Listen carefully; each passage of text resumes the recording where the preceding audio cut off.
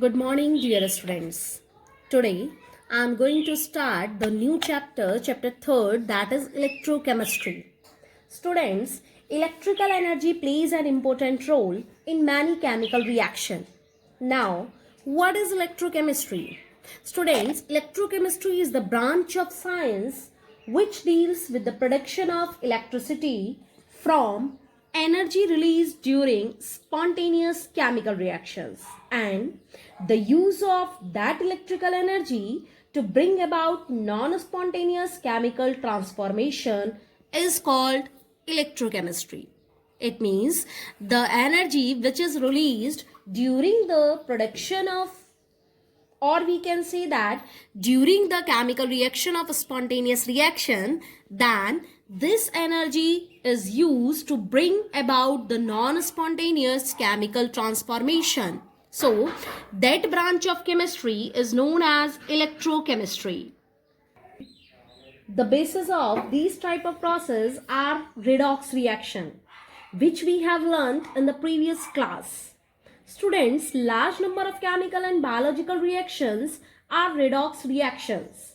These are used in burning of fuels for obtaining energy for domestic, transport or industrial purpose, and digestion of food in animals, photosynthesis to capture energy from the sun, and many industrial processes for extracting metals from their ores.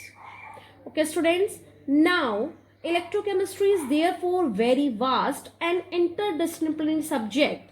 In fact, redox reactions keep us alive. How?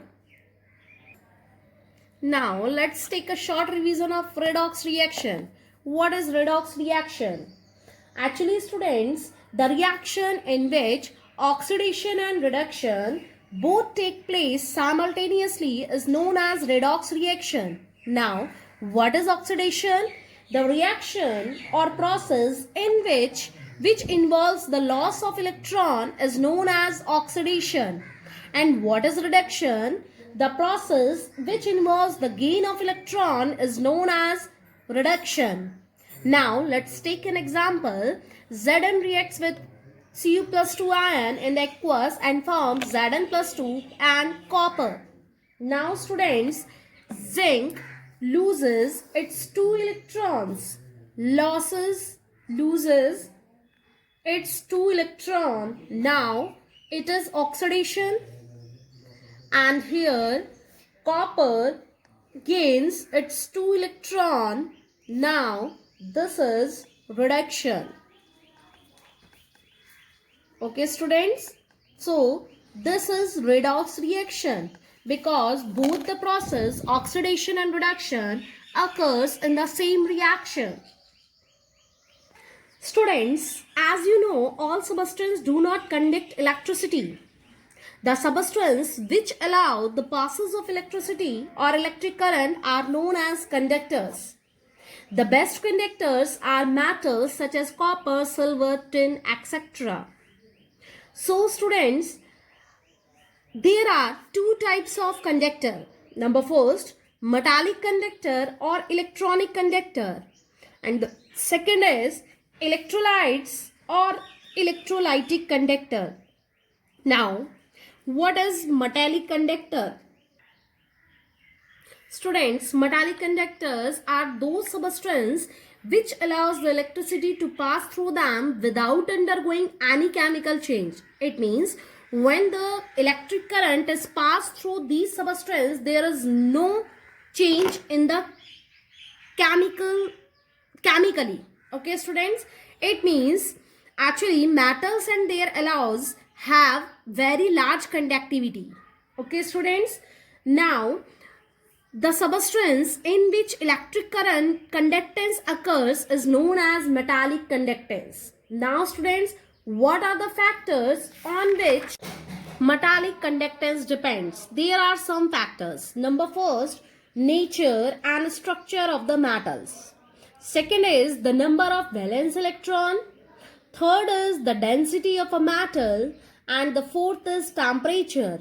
Actually, it is inversely proportional to temperature. It means it decreases with increase of temperature. We will discuss it later on. Now student, there is an important note that certain non-metals like carbon black, graphite and some organic polymer are also electronically conducting. So, they are collectively called electronic conductors. Now, the second is what? Now, the second is electrolytes or electrolytic conductors. What are these? These are the substances which allow the electricity to pass through them in their molten state or in the form of their aqueous solution and undergo chemical decomposition. It means when the electricity is passed through these substances, there is a chemical change or they decomposed chemically. Students, examples are acid, base and salts are electrolytes. The flow of electric current through an electrolytic solution is known as electrolytic conduction. Student, in this type of conduction, charge is carried out by the ions. So, therefore, it is also called ionic conductance. Thus, the conductance or conduction will not occur unless the ions of the electrolyte are free to move. Therefore, these substances do not conduct electricity in solid state but conduct electricity in molten state or aqueous state due to movement of ions. Now, what is the difference between metallic conduction and electrolytic conduction? Student, as we discussed previous, metallic conductance is carried out by the movement of electron and it is carried out by the movement of ions.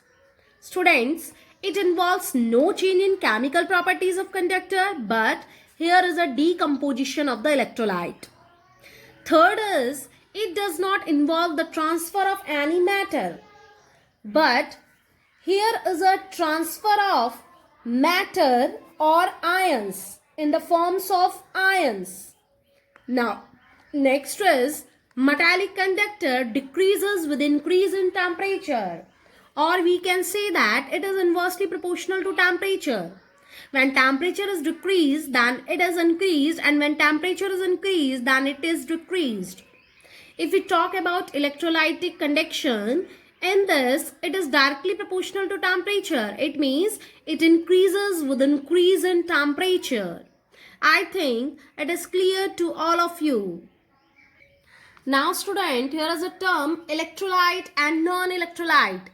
Which conduct electricity is known as electrolyte and which do not conduct electricity is known as non-electrolyte. Students, all electrolytes do not ionize to the same extent in the solution.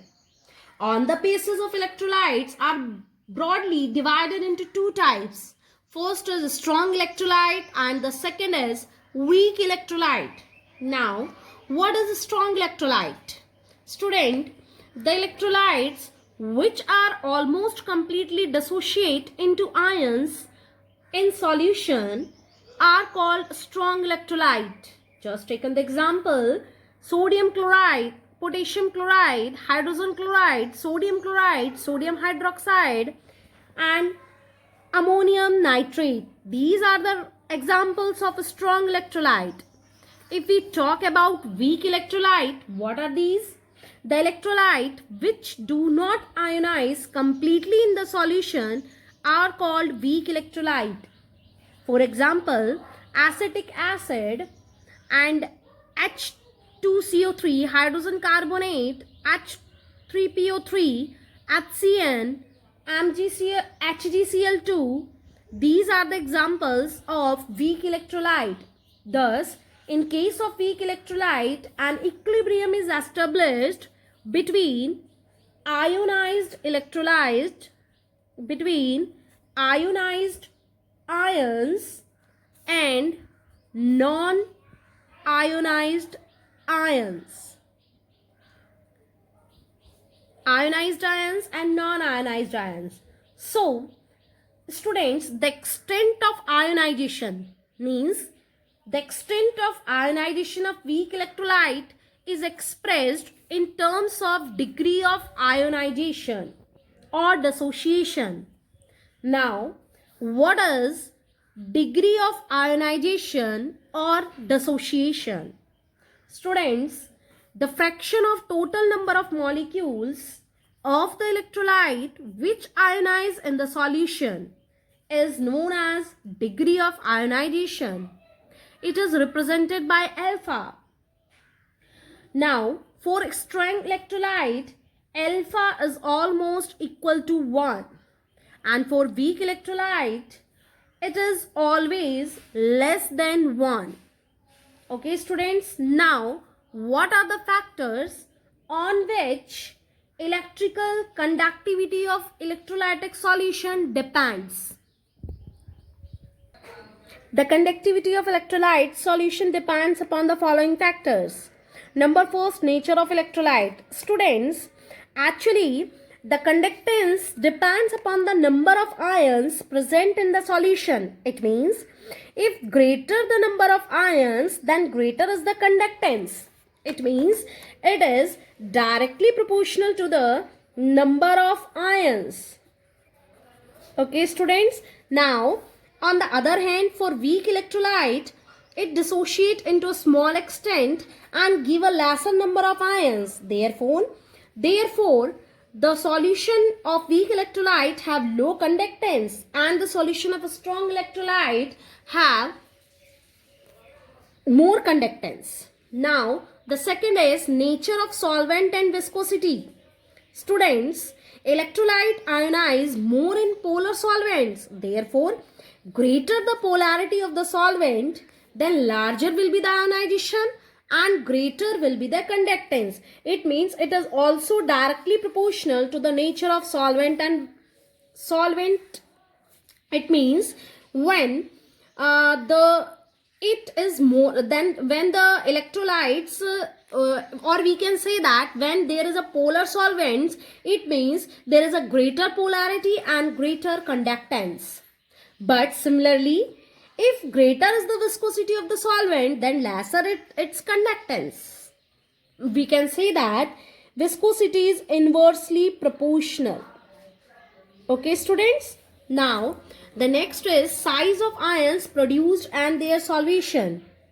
Students, if the ions are strongly solvated, then their size will increase and then their conductance will decrease. It means it is inversely proportional to the size of ions. Now the next is concentration of the electrolytic solution. Students, if higher is the concentration of solution, then lesser is the conductance. It means we can say that it is inversely proportional to the concentration of the electrolytic solution. Now and next and last is temperature. Actually, with increase in temperature, the conductivity is also increased due to decrease in the interaction of ions. So, we can see that it is directly proportional to the temperature. Now students, next topic is electrolytic conduction. Actually, when a voltage is a... Now students, we take a constant term I equals to V upon R. It means V equals to IR, where R is a constant of proportionality and is known as resistance of the conductor. What is? It is known as the resistance of the conductor. It is expressed in ohms. Its unit is ohm. Okay, student? And this above equation is known as Ohm's law. And let us explain some basic terms commonly used. First term is resistance. Resistance is denoted by capital R. What is it? It measures the obstruction of the flow of current. It means actually it depends upon two factors. What are these? Number first is length and the second is area. Okay, students, area. How? It depends upon the length. It is directly proportional to the length. It means R directly proportional to L. And it is inversely proportional to the area. It means it is inversely proportional to the A. Now it is equation number 1 and it is equation number 2. From equation number first and second are directly proportional to L upon A, and when we replace the sign of proportionality by rho, then it becomes R equals to rho L upon A, where rho is equal to specific resistance or resistivity and its unit is ohm. And if we denote it in SI terms, it is equal to kilogram meter square Simon minus cube ampere minus 2. Now the next term is resistivity. Resistivity or specific resistance. It is denoted by rho. As we see here, R equals to rho L upon A. If now L equals to 1 centimeter, A equals to 1 centimeter square, then R equals to rho. It means the resistivity is defined as the resistance of a conductor of 1 centimeter length and having area of cross section equal to 1 centimeter square, and its unit is ohm centimeter. Or so if we talk about the SI unit, then it is ohm meter. Okay students. Now the next is conductance. What is conductance? It is denoted by G. What is it? It is a measure of ease with which current flow through a conductor. It means it is reciprocal of resistance because it measures the rate, and resistance measures the obstruction of the flow of current. So it is opposite. It means G equals to 1 upon R. And if we talk about the unit, then the unit is ohm inverse or MHO, or SI unit is ohm inverse or Simon. Okay students. Now the next is conductivity. Conductivity is denoted by kappa. Now the inverse of resistivity, resistivity is rho. It means the inverse of resistivity is known as conductivity. Okay. So the unit of conductivity is ohm inverse centimeter inverse. If we talk about the SI unit, it is Simon meter inverse. Now the next term is molar conductivity or molar conductance. Students, what is molar conductivity? Molar conductivity is defined as the conducting power of all the ions produced by dissolving 1 mole of an electrolyte in the solution. It is represented by lambda m. Molar conductance is related to the specific conductance or conductivity, that is kappa. It means lambda m equals to kappa upon C, where C equals to molar concentration. It means molarity. And now if we represent in liters, because molarity is represented in liters, then lambda m equals to kappa into 1000 upon C. So this is the formula of molar. Next is equivalent conductivity. It is denoted by lambda E. Students, the conducting power of all the ions produced by dissolving 1 gram of equivalent of an electrolyte in the solution is known as equivalent conductivity. Then lambda E equals to kappa into 1000 upon C equivalent. And the unit is ohm inverse centimeter square equivalent inverse. Now the next is cell constant. Student, it is represented by G star. We know that kappa equals to 1 upon rho and rho equals to RA upon L. Now It is equation number first. It is equation number second. Then put the value of rho in equation number first. Then we get kappa equals to L upon RA. Or we can say that kappa equals to 1 upon R into L upon A. And we know that 1 upon R means conductance, that is G. It means kappa equals to G L upon A, where G is equal to conductance of the cell, L equals to distance of separation of two electrons having cross-sectional area A centimeter square. So students, we can say that the quantity L upon A is called cell constant. So kappa equals to G into G star. It means we can say that conductivity equals to conductance multiply cell constant. These are some basic terms which is used in this chapter. Now this is a quick revision for these properties with their symbol, formula and units. First, resistance represented by capital R and the formula equals to rho L upon A and unit is rho, ohm. And second is resistivity, or we can say specific resistance. It is denoted by rho and rho equals to RA upon L and unit is ohm centimeter. Third is conductance, which is represented by capital G. Capital G equals to 1 upon R and unit ohm inverse or Simon. Next is conductivity, which is represented by kappa. Kappa equals to 1 upon rho and unit equals to ohm inverse centimeter inverse. Next term is molar conductivity or molar conductance. It is represented by lambda m, and lambda m equals to kappa into 1000 upon C, and the unit is Siemens centimeter square mole inverse.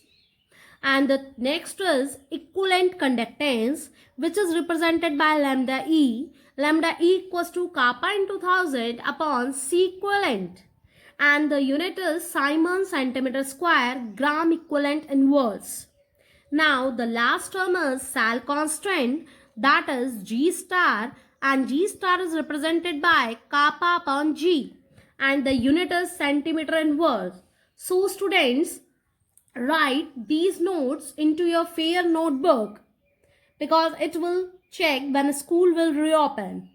And tomorrow we will discuss about the numericals related to these terms. Okay students, thank you.